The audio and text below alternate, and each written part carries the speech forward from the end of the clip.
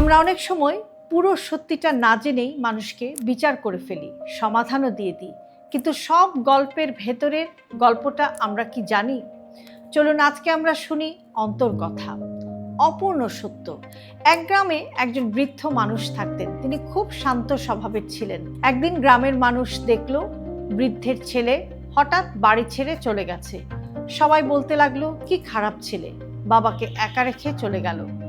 অনেকে বৃদ্ধাকে নানা উপদেশও দিল, এমন ছেলেকে ভুলে যান, ওর সাথে আর সম্পর্ক রাখবেন না।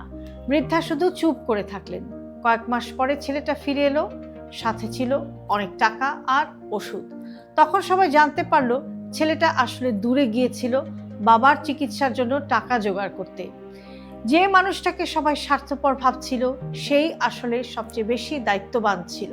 আমরা অনেক সময় মানুষের জীবনের একটুখানি অংশ দেখে পুরো গল্পটা বুঝে ফেলেছি ভাবি, কিন্তু সত্যিটা হলো প্রতিটা মানুষের ভেতরে একটা অজানা গল্প থাকে।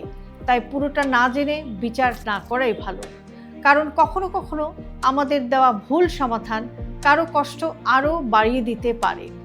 মনে রাখবেন, সব সত্য চোখে দেখা যায় না, তাই বিচার করার আগে বোঝার চেষ্টা করুন। যদি আপনি আপনার অন্তরের কথা শুনে থাকেন তাহলে কমেন্টে লিখুন, পুরো গল্পটা জানা জরুরি।